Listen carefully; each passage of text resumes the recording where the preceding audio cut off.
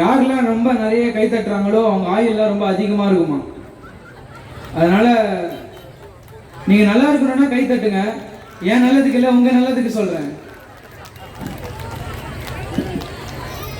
ஒரு காலகட்டம் இருந்துச்சான், ஆண்களை ஓட்டு போடுற குருவியாகவும் பெண்களை குழந்தைகள் என்று எடுக்கிற கருவியாகவும் பயன்படுத்திய சமூகம் இந்த சமூகம்.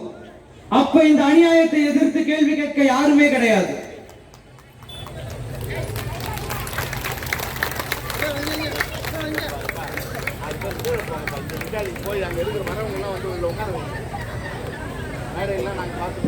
அப்ப இந்த அநியாயத்தை எதிர்த்து கேள்வி கேட்க யாருமே கிடையாது. ஆனா அப்ப இந்த தடைகள் எல்லாத்தையும் உடைத்து எறிந்து ஒருத்தர் மட்டும் எதிர்த்து கேள்வி கேட்கார். அன்று பிறந்தது ஒரு உண்மையான ஜனநாயக அரசியல். கலைஞர் அப்படின்னு சொன்னாலே இங்க அதிகமா பாராட்டுகளை விட அதிகமா விமர்சனங்களை தான் எடுத்து வைப்பாங்க. நம்ம அவரை நவீன தமிழ்நாட்டின் தந்தை அப்படின்னு சொன்னா, இன்னொருத்தவங்க அவரை நவீன தமிழ்நாட்டின் ஊழல் தந்தை அப்படின்னு சொல்லுவாங்க. கலைஞரை சுத்தி எப்பவுமே ரெண்டு கூட்டம் சுத்திக்கிட்டே இருக்கும். ஒரு கூட்டம் அவரை ஃபாதர் ஆஃப் மாடர்ன் தமிழ்நாடுன்னு சொல்லும், இன்னொரு கூட்டம் அவரை மாடர்ன் ஆஃப் கரப்ஷன் சொல்லும், இன்னொரு கூட்டம் ஒரு கூட்டம் அவரை தமிழின தலைவர்னு சொல்லும், இன்னொரு கூட்டம் அவரை தமிழின துரோகின்னு சொல்லும். ஒரு கூட்டம் அவர் பேரை வச்சு பிரச்சாரம் செய்யும், இன்னொரு கூட்டம் அவர் பேரை வச்சு பிரச்சனை செய்யும். ஒரு கூட்டம் அவரை குடும்ப அரசியல் என்ற பேர்ல தான் குடும்பத்தை மட்டும் வாழ வச்ச சுயநலவாதி அப்படின்னு சொல்லும், இன்னொரு கூட்டம் தமிழ்நாட்டையே தான் குடும்பமா நினைச்சு பல குடும்பத்தை வாழ வைத்த பெருநலவாதின்னு சொல்லும். ஒரு கூட்டம் அவரோட வளர்ச்சியை திறமைன்னு சொல்லும், இன்னொரு கூட்டம் அவர் வளர்ச்சியை திருட்டுன்னு சொல்லும். இந்த மாதிரி கலைஞருக்கு மட்டும்தான் எவ்வளவு பாராட்டுகளோ அவ்வளவு விமர்சனங்கள், எவ்வளவு சாதனைகளோ அவ்வளவு சோதனைகள், எவ்வளவு உண்மைகளோ அவ்வளவு பொய்கள், எவ்வளவு பிரச்சாரங்களோ அவ்வளவு பிரச்சனைகள், எவ்வளவு பொய்களோ அவ்வளவு உண்மைகள். இதெல்லாத்தையும் தவிர்த்து எறிந்துவிட்டு உண்மையில் மெய்மையில் யார் கலைஞர், என்ன சாதித்தார் கலைஞர்? கலைஞரோட ஆட்சி மக்களின் எழுச்சிக்கான ஆட்சியா, வீழ்ச்சிக்கான ஆட்சியா, வேதனைக்கான ஆட்சியா, சோதனைக்கான ஆட்சியா, இல்ல நாடே போற்றும் சாதனைக்கான ஆட்சியா? இது போன்ற உங்களது அத்துணை கேள்விக்கும் இந்த இளம் பேச்சாளரின் பதில் உரையாக இருக்கும் என்பதை முன் உரையிலே தெரிவித்து என் உரையை துவங்குகிறேன். அனைவருக்கும் தமிழ் தமிழ் தமிழ் மாலை வணக்கம்.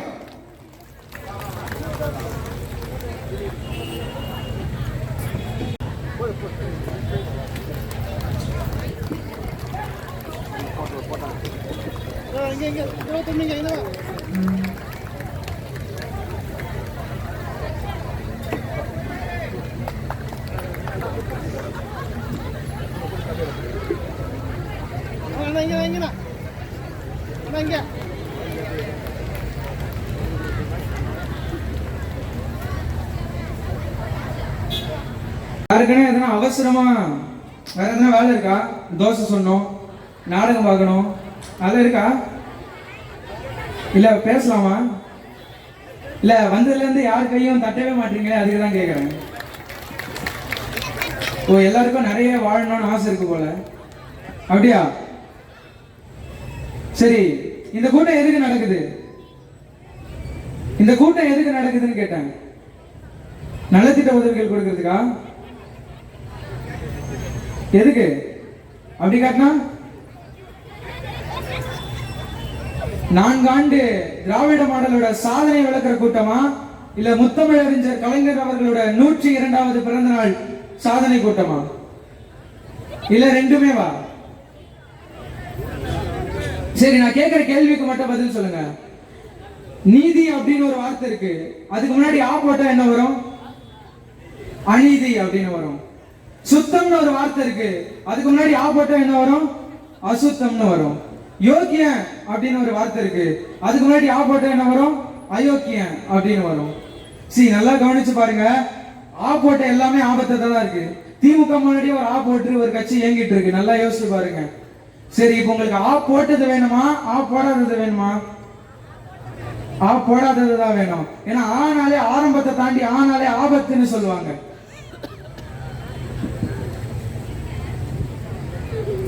சோகக்கடலில் மூழ்கியது. அந்த சோகத்தை சுமர்ந்து போகாமல் அதன் மேல் அமர்ந்து காட்டி தமிழின தலைவராக மண்ணுக்காகவும் தமிழ் மக்களுக்காகவும் உதயமானது ஒரு புதிய சூரியன். அந்த சூரியன் தான் முத்தமிழறிஞர் டாக்டர் கலைஞர் அவர்கள். கலைஞரோட திட்டத்தை பட்டியலிட வேண்டுமே ஆனால் இந்தியாவை விட ஒரு நீளமான காகிதம் தேவைப்படும் அளவிற்கு இல்லை எனும் இல்லத்தில் உள்ளத்தால் உறுதி கொண்டு உறங்காமல் கணக்கறிந்த பல கணிதம் அவர்களுக்கு மட்டும் சென்று சேரும் வகையிலும் தான் இயக்கத்துக்கென உழைக்காதவர்கள் மற்ற கட்சி மாற்று கட்சி பிற இயக்கம் பிரிவினை இயக்கம்னு தான் இயக்கத்தை சாராதவர்களுக்கு சென்று சேராத வகையிலும் அமைவதுதான் ஒரு உண்மையான ஜனநாயக அரசியலா? சொல்லுங்க, அதுதான் ஒரு உண்மையான ஜனநாயக அரசியலா? பெண் விடுதலைக்காக போராடின தந்தை பெரியார பெண்கள் பெயரை வைத்து இழிவுபடுத்தி ஒரு காணொலி போடுறாங்க. பேரறிஞர் அண்ணாவை பத்தி இழிவா பேசி ஒரு காணொலி போடுறாங்க. அதெல்லாத்தையும் பார்த்துக்கிட்டு ஒரு கட்சி கைத்தட்டி வந்திருக்கு. அதாங்க அதிமுக. முருகர் மாநாட்டில் அவங்களோட காணொலியை அவதூறுபடுத்தி அவங்க கட்சி தலைவரை பத்தி கேவலமா வீடியோ போடும்போது கூட கைத்தட்டிட்டு வருது ஒரு கூட்டம். தமிழ் மக்களையும் தமிழ்நாட்டையும் தமிழர்களையும் அடமான வச்சது பத்தாதுன்னு அவங்களோட கட்சி தலைவரையும் அடமான வச்சுட்டாங்க. நாளைக்கு கண்டிப்பா உங்களே அடமான வச்சிருவாங்க. சரி, நம்ம தலைப்புக்கு வரலாம். ஏன்னா கூட்டம் வராததுனால நானும் ரொம்ப நேரம் தாக்கு பிடிச்சிட்டு இருக்கிறேன். நம்ம நேர தலைப்புகளை வந்துடலாமா? சரி, இப்பவும் சொல்றேன், நிறைய பேருக்கு வாழணும்னு ஆசை இருக்கா இல்லையா? இல்ல, சத்தமே வரலையா? அதான் கேக்குறேன்.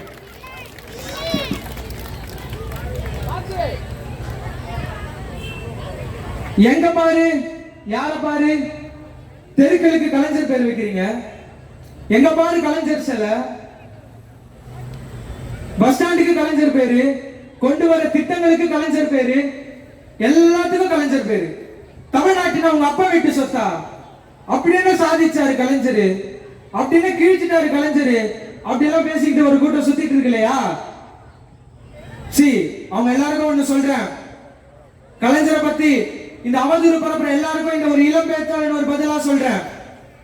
14 வயசுல, எப்படி 14 வயசுல அரசியலுக்கு வந்து 17 வயசுல தமிழ்நாடு மாணவர் மன்ற தலைவராகி 19 வயசுல பெரியாரோட குடியரசு இதழில துணை ஆசிரியரா வேலை பார்த்து 24 வயசுல வசனகர்த்தாவா உருவெடுத்து 26 வயசுல மக்கள் போற்று மக்கள் திலகத்தின் மந்திரகுமாரி படத்துக்கு வசனம் எழுதி 28 வயசுல நாடு போற்றும் நடிகர் திலக சிவாஜி கணேசன் திரைப்படமா பராசக்திக்கு வசனம் எழுதி 29 வயசுல கள்ளக்கொடி ரயில் மறியல் போராட்டம் குலக்கல்வி திட்டத்தை எதிர்த்து போராட்டம் 39 வயசுல அரசியல் சட்ட திருத்தத்தை எதிர்த்து போராடி 6 மாதங்கள் கடுங்காவல் தண்டனை அனுபவிச்சு தன்னுடைய 34 வயசுல இந்திய எதிர்ப்பு போராட்டத்தில் ஈடுபட்டு தேசிய பாதுகாப்பு சட்டத்தின் கீழ் கைது செய்யப்பட்டு சிறையில் அடைக்கப்பட்டு 25 வயசுல ராபின்சன் பூங்கால வைத்து துவங்கப்பட்ட திராவிட முன்னேற்ற கழகத்தில் பேரறிஞர் அண்ணாவால் துவங்கப்பட்ட இயக்கத்தில் இளைஞரோடு இளைஞரா சேர்ந்து பிற்காலத்தில் அதே இயக்கத்தில் 33 வயசுல சட்டமன்ற உறுப்பினர் 38 வயசுல தமிழ்நாடு சட்டமன்ற எதிர்க்கட்சி துணைத் தலைவர் 43 வயசுல பொதுப்பணித்துறை அமைச்சர்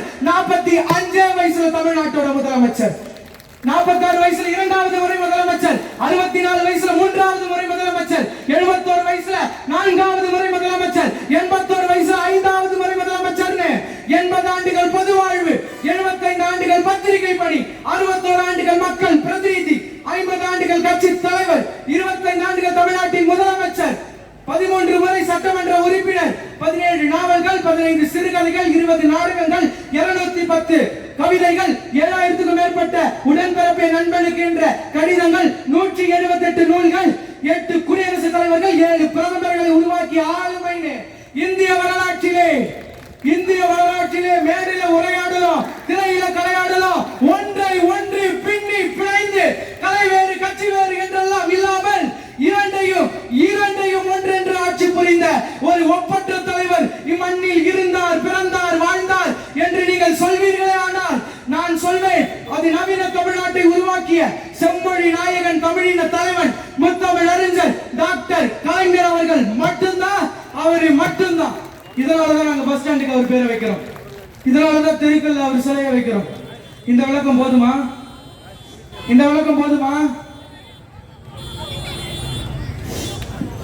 கலைஞர் பேரை எதுக்கு பஸ் ஸ்டாண்டுக்கு வைக்கிறோன்ற விளக்கத்தை நான் சொல்லிட்டேன். ஏன் வைக்க கூடாதுன்னு அவங்களால சொல்ல முடியுமா? இந்தியாவிலே ஏசியாவிலே மிகப்பெரிய நூலகத்தை தமிழ்நாட்டில் கொண்டு வந்தது கலைஞர்.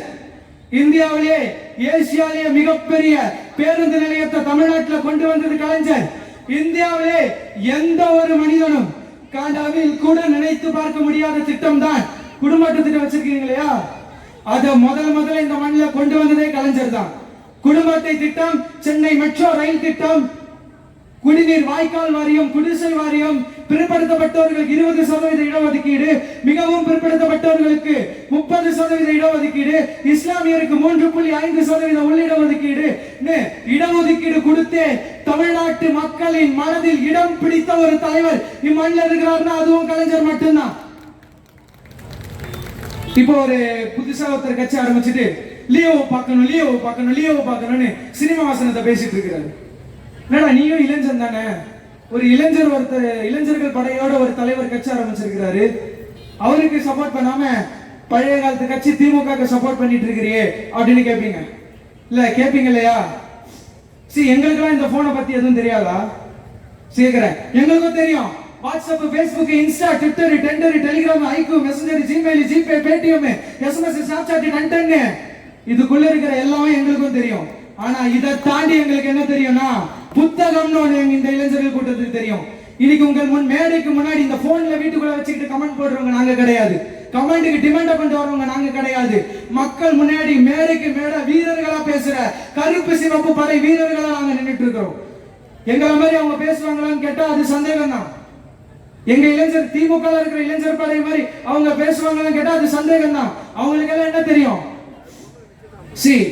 நீட் இன்னைக்கு பிற்படுத்தப்பட்ட பட்டியலின கிராமப்புற மாணவர்களோட கனவை கருவிலே கரைக்கிற ஒரு விஷயம் நீட்.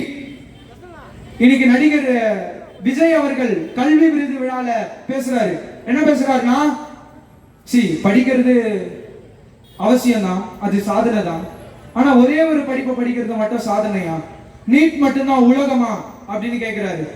இன்னைக்கு நம்ம பிஜேபி ஆள்ற மாநிலத்துல கூட 7000 பேருக்கு ஒரு டாக்டர், 6000 பேருக்கு ஒரு டாக்டர். ஆனா நம்ம தமிழ்நாட்டில் மட்டும்தான் 264 பேருக்கு ஒரு டாக்டர். அந்த அளவுக்கு மருத்துவ கட்டமைப்பை தமிழ்நாட்டில் அமைச்சர் தலைவர் கலைஞர் அவர்கள், திராவிட முன்னேற்ற கழகம் இந்த அளவுக்கு கல்வியோட தரத்துல மருத்துவ கட்டமைப்பை தமிழ்நாட்டில் இந்த அளவுக்கு உயர்த்தி கொண்டு போய் வச்சிருந்தா நீட் மட்டும்தான் உலகமா? நிர்மலா சீதாராமன் அவர்கள் என்ன சொன்னாங்கன்னா, இந்த நீட்ல வேணாம் அப்படின்னு சொன்னா அதுக்கு என்ன பண்ணணும்ன்ற வழி அவங்க கிட்ட போய் கேட்டீங்கன்னா என்ன தெரியுமா சொல்லுவாங்க? டாக்டர்லாம் படிக்காதீங்க, வேற எவ்வளவோ படிப்பு இருக்கு, நாங்க நீட் வைப்போம், நீங்க எதுக்கு டாக்டர் படிக்கிறீங்கன்னு கேட்டாங்க. அதே பாசிச சிந்தனையை தான் நடிகர் விஜய் அவர்களும் கேட்கிறாரு, நீட் மட்டும்தான் உலகமானு. அவரை பார்த்து இந்த இளைஞர்கள் கேட்கிறோம், சிஎம் ஆகிறது மட்டும்தான் அரசியலா அப்படின்னு நாங்க கேட்டா அவர் என்ன பண்ணுவாரு? சிஎம் ஆகிறது மட்டும்தான் அரசியலா? உதவிக்கு அரசியலுக்கும் பதவிக்கு அரசியலுக்கும் நிறைய வித்தியாசம் இருக்கு. உதவி பண்றவங்க அரசியல் எப்படி இருக்கும், பதவிக்கு வரவங்க அரசியல் எப்படி இருக்கும், நீங்க இந்த இளைஞர்களுக்கு நல்லாவே தெரியும்.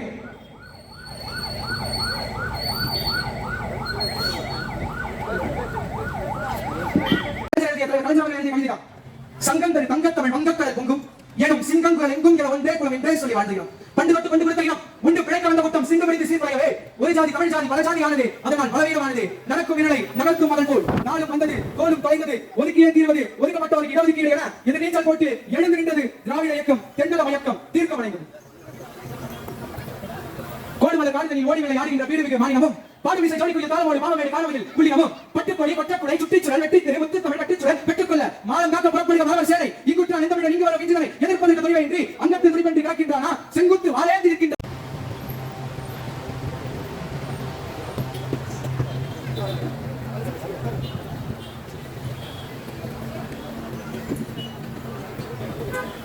அன்பரசன் அப்படின்னு எனக்கு பேர் வச்சிருந்தா நம்ம அன்பா பேசிட்டு போயிடுவேன். எனக்கு பேரரசன் அப்படின்னு பேர் வச்சாங்க, அதெல்லாம் கொஞ்சம் போர் நம்ம பேசிட்டு இருக்கேன். நான் ரொம்ப நேரம் பேசிட்டு இருக்கேன் அப்படின்னு நினைக்கிறேன். சோ சீக்கிரமா முடிச்சிருக்கேன். ஒண்ணு இல்ல, சின்ன விஷயம் சொல்லி முடிச்சிருக்கேன். ரொம்ப நேரம் பேசிட்டேன். அதனால இங்க ஒரு மாதிரி இல்லையா, இந்த மாதிரி இலைகள் கொண்டு இந்த கிளை மேல ஒரு மரம் உட்கார்ந்து இருக்கு என்ற நம்பிக்கையில அதே போலதான் இந்த திராவிட முன்னேற்ற கழகம் இயங்கி கொண்டிருப்பது. அடுத்தடுத்த தலைமுறைக்கு தலைவர்கள் இருக்கிறார்கள் என்ற நம்பிக்கை இல்ல, அந்த தலைவர்களின் சீரியமான கொள்கையும் வீரியமான மக்கள் தொண்டர்கள் இருக்கிறாங்க என்ற அந்த நம்பிக்கை. உதய சூரியன் நிலால கால வச்சு வட சுட்ட கதை கூட இருக்கு, சந்திரன் இறங்கிய வரலாறு கூட இருக்கு, சந்திரனத்தை மிதித்த வரலாறு கூட கிடையாது. கண்ணில் ஈரம்படாமல் கடலை கூட தாண்டி விடலாம். ஏன் கண்ணில் ஈரம்படாமல் காதலை கூட தாண்டி விடலாம், காலில் ஈரம்படாமல் கடலை கூட தாண்டி விடலாம். ஏன்